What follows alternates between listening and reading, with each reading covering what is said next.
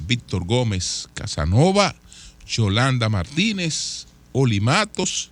Buenos días a Eury Cabral, José La Luz, Milton Pineda, Don Amaury Saibar, a nuestros colegas de 5 a 7 de la mañana, Humberto Paniagua, Andrés Martínez. Buenos días a Luis Ramírez, a Daris Terrero. En Santiago de los Caballeros, Ramón Paulino, así late la ciudad corazón. Manuel González Manegonte, nuestro catedrático del sector agropecuario. Buenos días a Rafael Díaz, nuestro cronista deportivo. Helen Gil, nuestra productora. Sonia Patiño, nuestra coordinadora. Buenos días a Joa Bernal y a todo el equipo de Señales TV. Buenos días a todos y a todas. 6:58 minutos. El sol de la mañana. El sol de la mañana. Hoy se reanuda el diálogo no con los médicos solamente, sino con el sector salud. Es importante la forma en la que este diálogo se ha llevado a cabo, porque es un diálogo integral, es un diálogo abarcador. Profesionales de la salud no solo son los médicos, sino todos los que intervienen en el sistema. Y el gobierno se ha sentado con ellos a discutir con transparencia la situación del sector y en plena mejoría, en plena disposición de introducir mejorías. Yo quiero apostar al éxito de ese diálogo. Como quiero apostar al éxito de ese diálogo, hay algunas cosas que me las reservaré para planteamientos posteriores. Porque hay que entender que las sociedades cambian. Los médicos no pueden pretender que las cosas van a permanecer iguales. Hay una sociedad que a todos nos está exigiendo mayor transparencia. Hay una sociedad que al Estado le está exigiendo con mucha razón, pues, mayor cuidado en el gasto, mayor efectividad en el gasto. Los hospitales públicos de la República Dominicana son un barril sin fondo. Siempre he defendido el sistema autogestionario, que incluso sé que en principio no era de mucha simpatía entre las autoridades actuales, aunque el conocimiento de la realidad les ha llevado a ver la cosa de otro modo. Siempre he dicho que es preferible, y ustedes tienen años escuchándome decir eso, es preferible, señores, tener un hospital como el que tenemos en Herrera, aunque para recibir servicios en él, los que puedan pagar, tienen que pagar. Es preferible. Si ese hospital Marcelino Vélez Santana de Herrera fuera un hospital en el sistema tradicional, eso fuera un desorden, eso fuera un desastre. Y entonces usted va a buscar un servicio especializado, no lo tiene, pero el hospital es público, no lo tiene, pero en el hospital no se cobra cuota de recuperación, pero en definitiva, usted se aparece con su papá o su mamá grave de allí y sale muerta, porque no habría la posibilidad de darle las atenciones. No, usted lo lleva allí y lo ha llevado a un hospital donde va a recibir una calidad de atención. Entonces, eso es preferible. Calidad de atención. Y después hablamos. Bueno, eso tiene un costo en los casos de las personas que en términos sociales no tienen la posibilidad. Bueno, el hospital tiene una forma de actuación, pero en caso de las personas que tienen posibilidad, que paguen. Entonces, eso mantiene esos hospitales en una situación distinta. Tienen la posibilidad también de contratar su personal. Entonces, el médico de esos hospitales no le tiene que hacer huelga al gobierno. Su situación la discute con el hospital. Ahora, el hospital también tiene potestad sobre ellos. Entonces, usted tiene en los hospitales públicos que ninguna autoridad de un director, si el médico acude a cumplir con su labor, es igual que si no cumple, porque el director no puede disponer del cargo de ese médico. No puede hacer nada. Llamarlo, hablar con él, pero más nada. Entonces, así las cosas no pueden seguir operando en la República Dominicana, porque no vamos a tener hospitales que brinden un servicio de calidad mientras eso sea así. Entonces, hay plena disposición, y creo que la mayoría de los gremios, que deben haber como 10 gremios del sector, han entendido que es una buena oportunidad para avanzar, para mejorar sus condiciones laborales, porque hay buenas intenciones. Algunas cosas que uno ha escuchado, por ejemplo, médicos que trabajan en 2 turnos. Justifican 2 turnos porque tienen un turno en el IDSS y tienen un turno en el sector salud. ¿Usted sabe cuál es la disposición? La disposición es que laboren un solo turno, pero sin menoscabo de los ingresos que tienen. Es decir, usted tiene supuestamente un contrato para trabajar 12 horas diarias. 6 aquí y 6 allí. Total, trabaja 1 hora y pico aquí y 1 hora y pico allí.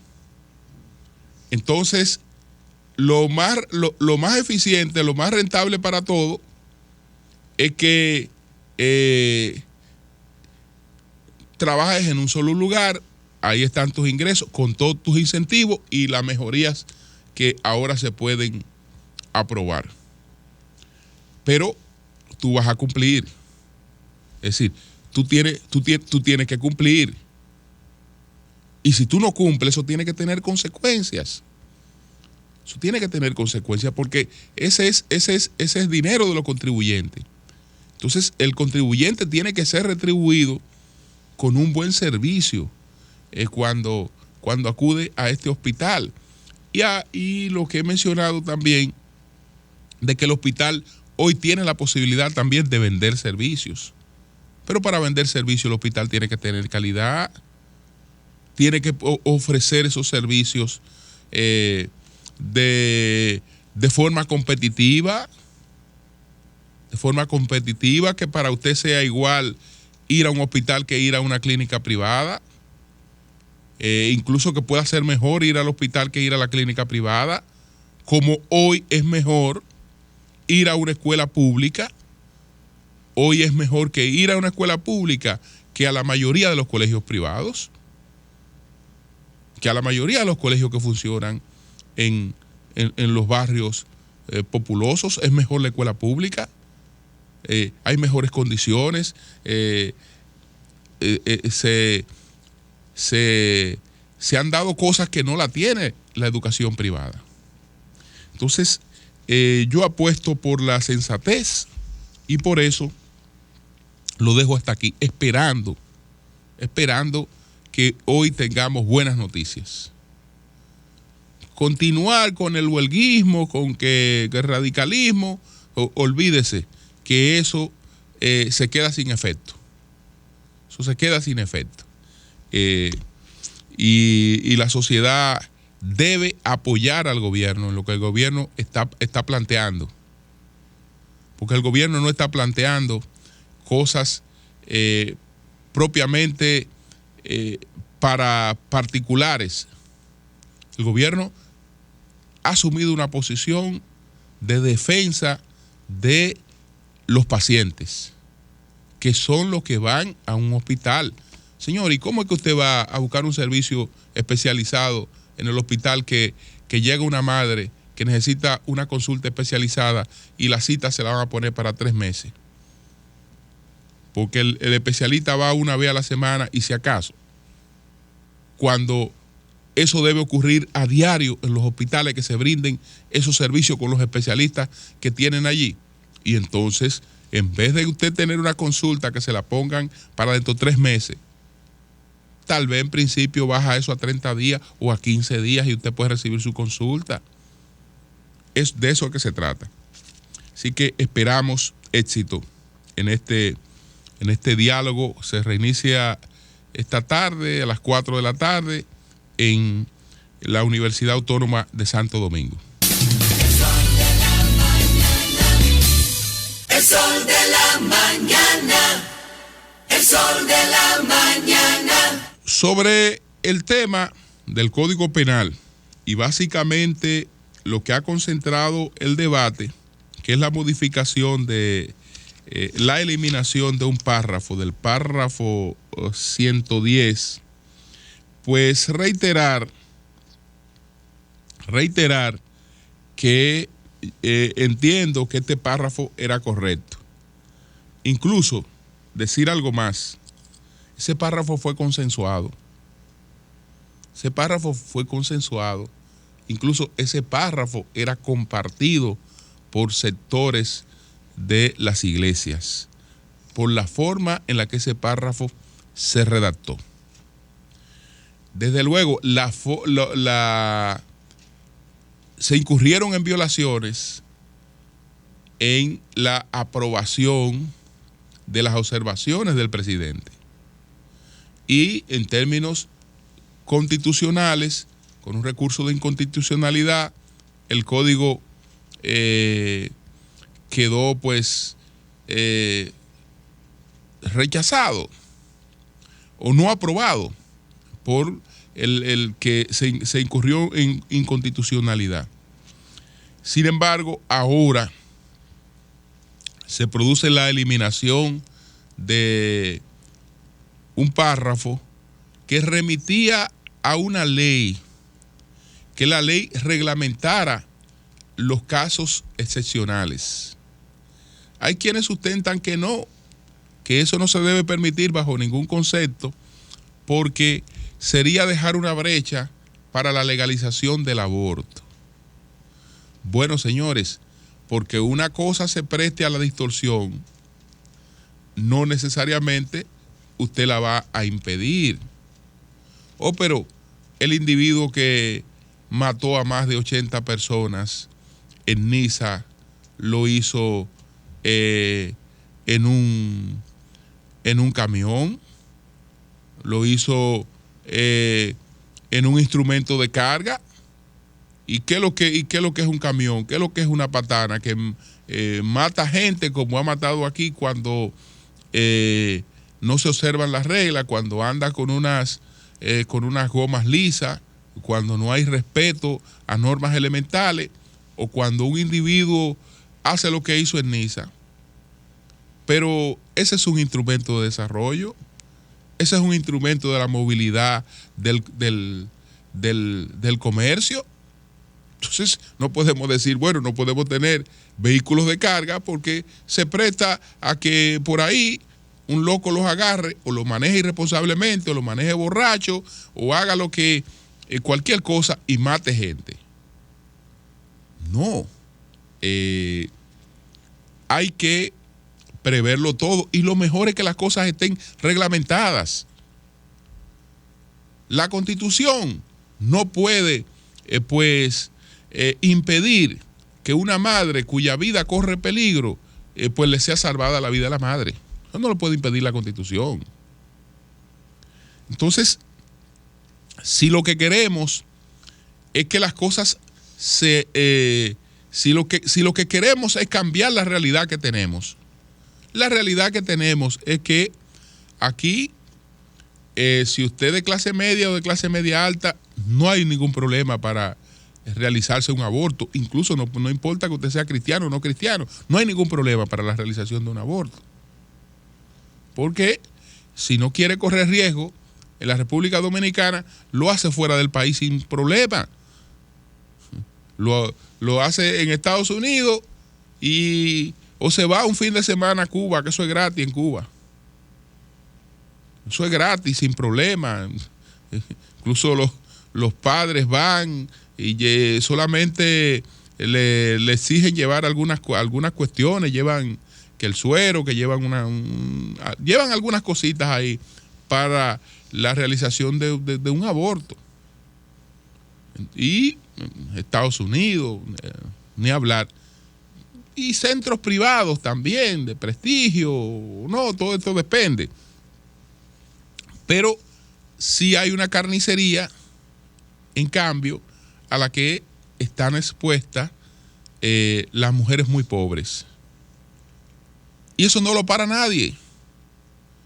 Y eso no lo prohíbe nadie. Eso puede estar 80,000 veces prohibido, pero se efectúa. Entonces, ¿qué queremos?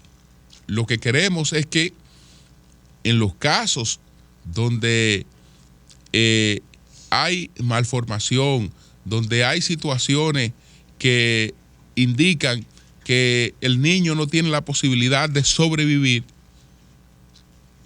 que eso esté claramente reglamentado. Y eso tendrá que reglamentarse. Eso tendrá que reglamentarse. Ahora sí me preocupa lo siguiente.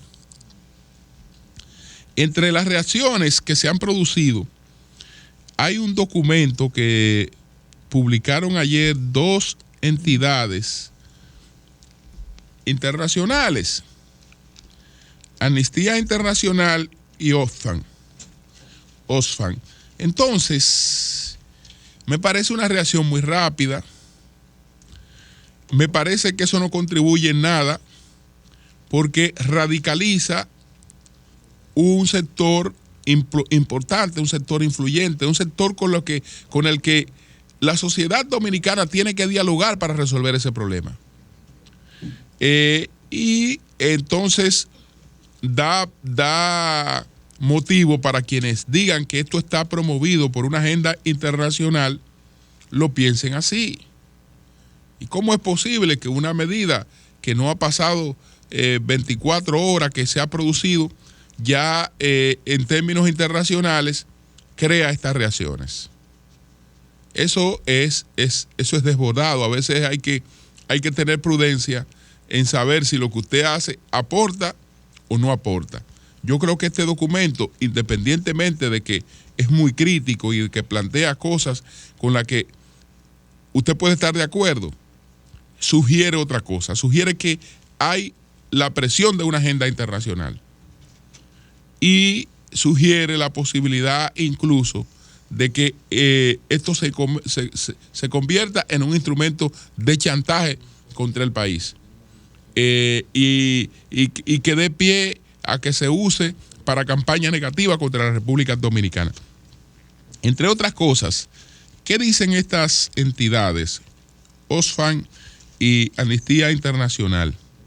Ellos dicen, con esta decisión la República Dominicana no solo les da la espalda a miles de mujeres dominicanas, sino que las continúa tratando como criminales por ejercer derechos que les son básicos.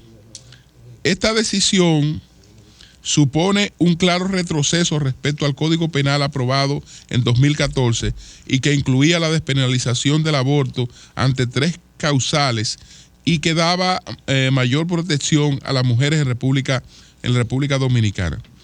Y bueno, ahí tienen una serie de cuestiones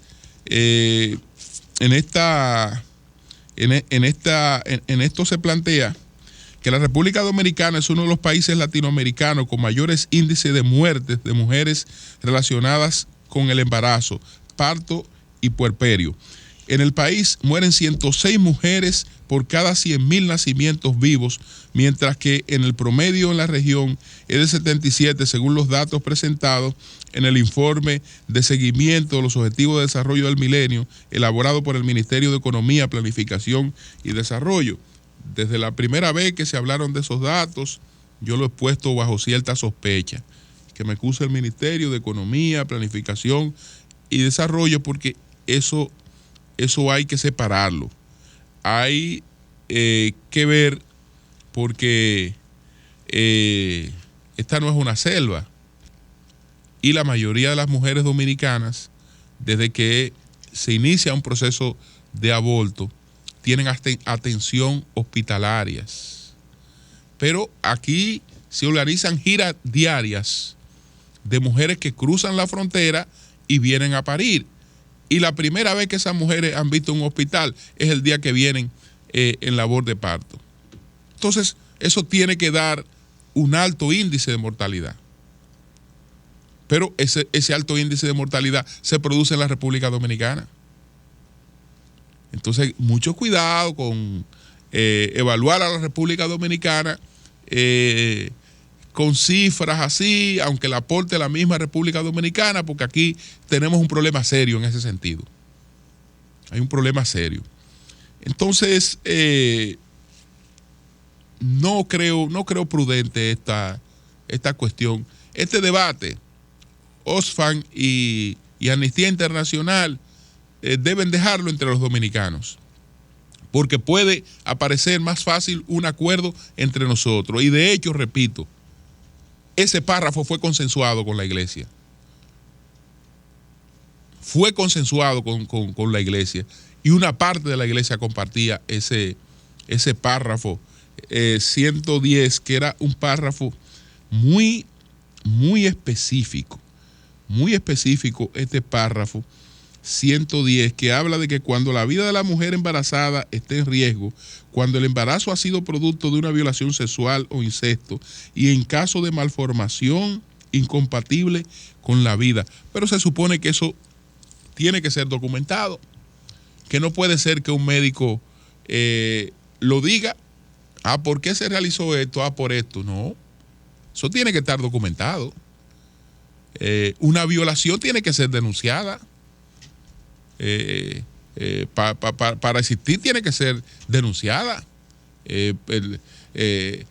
para poder justificar un aborto. Entonces, ojalá que nos pongamos de acuerdo en eso, pero ojalá que las ONG que quieren tratar a este país como si fuera un país que lo pueden mandar, que lo pueden dirigir, que lo pueden narigonear, nos dejen tranquilos. Porque así como se meten la cuchara en esto, tienen la cuchara metida en muchas otras cosas y le han hecho mucho daño a la República Dominicana. Así es que continuamos, Amaury. El sol de la mañana. Bueno, hoy es el día de la consagración de Donald Trump como candidato presidencial del Partido Demócrata. Al preguntarse si Donald Trump puede o no ganar la presidencia de los Estados Unidos, hay que tomar en cuenta que ya él ha ganado algo tan difícil como la presidencia. Es decir, alcanzar la candidatura presidencial del Partido Republicano supone haber recorrido un trayecto tan difícil como el que hay que recorrer ahora para ganar la presidencia de los Estados Unidos. En los Estados Unidos cualquier cosa puede ocurrir, por la sencilla razón de que hay dos candidatos. A una candidata la quiere apenas el 34% de los estadounidenses. a otro candidato lo quiere el 25% de los estadounidenses. Es decir, Estados Unidos tiene dos candidatos que sumados sus apoyos, tienen el rechazo del 46% de la población. Entonces, en ese escenario, cualquier cosa puede ocurrir. Si estuviéramos evaluando la política en términos convencionales, Donald Trump no gana. En términos convencionales y en función de la experiencia que tenemos en el mercado electoral dominicano. Ese es el instrumento que tenemos para evaluar las cosas. No somos analistas especializados en la política estadounidense. Percibimos y vemos lo que uno recibe desde aquí. Pero si la vemos en términos convencionales, él no gana. ¿Por qué no gana? Porque esta era la oportunidad de presentar a un partido republicano unido en torno a su candidato. Y eso no ha ocurrido. Ayer incluso este discurso de Ted Cruz, para mí, desafortunado, porque yo creo que un líder de un partido tiene que pensar en el futuro. Tiene que pensar en el futuro. Y lo que usted hoy le hace a otro candidato, ese candidato representa fuerzas.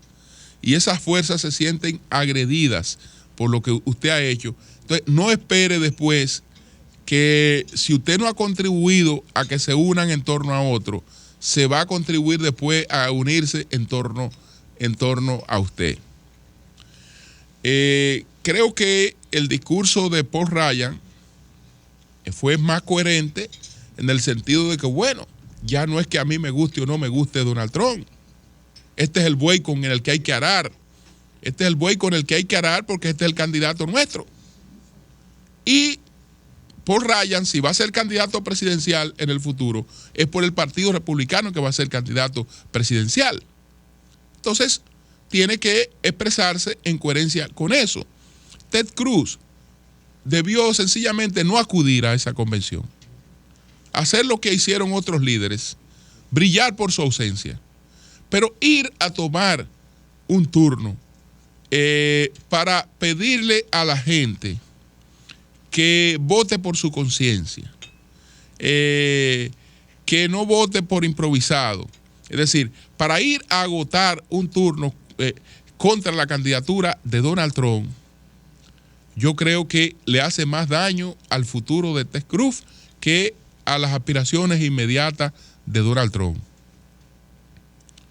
Más daño. Entonces, ¿cómo va a reaccionar ese electorado?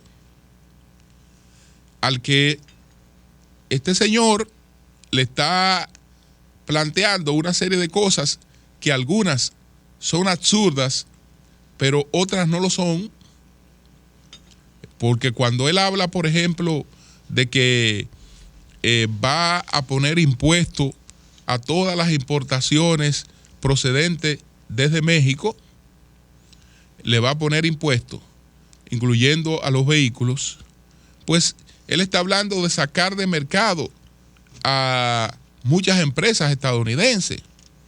El 40% de las exportaciones que México hace a Estados Unidos son de origen estadounidense.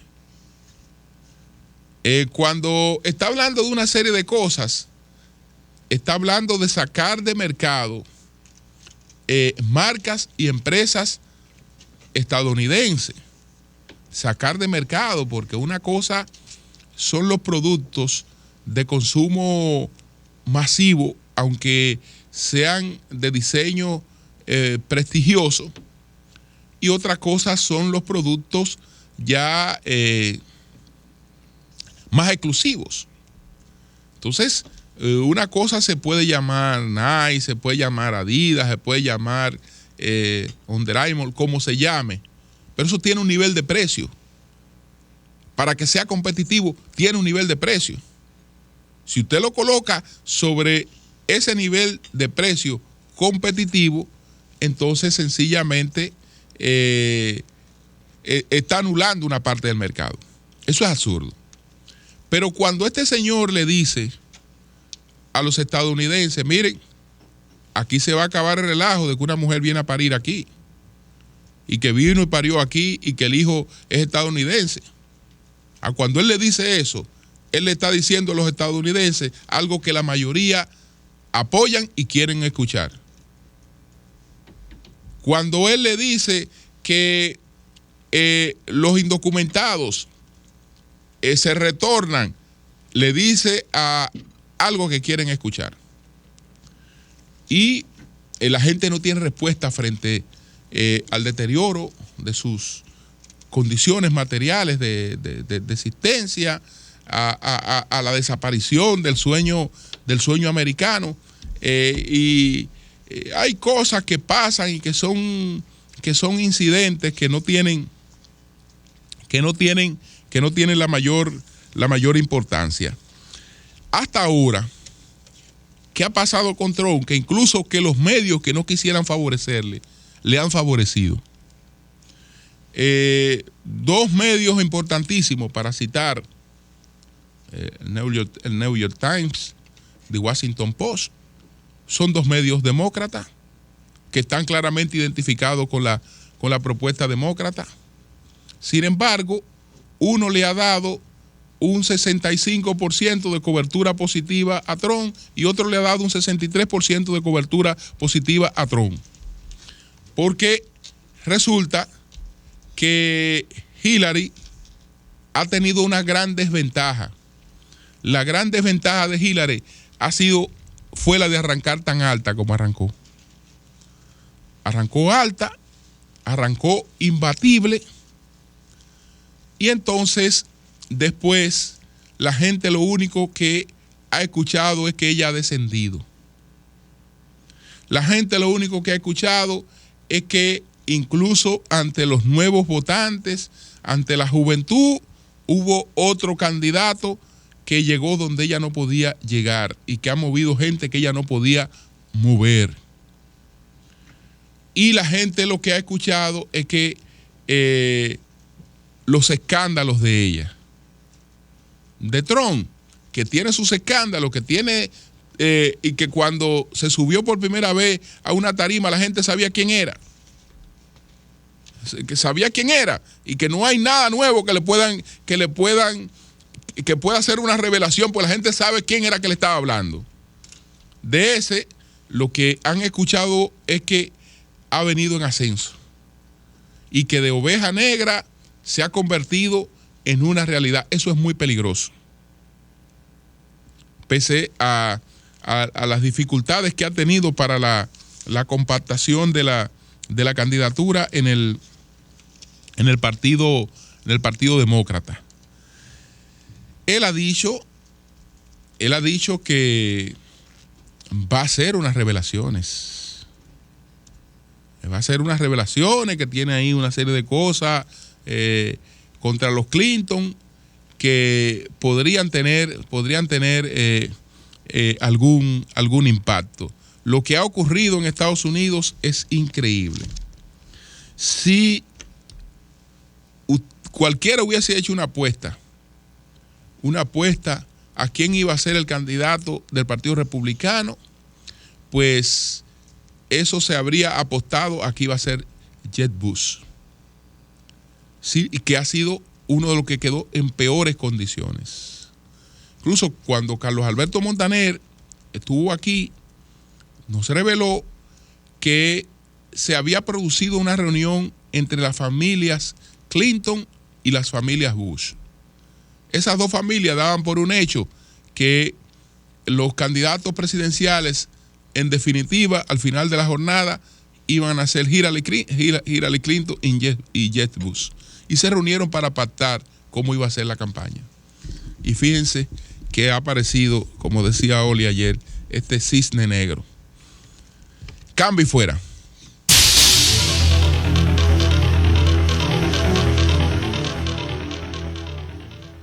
El sol de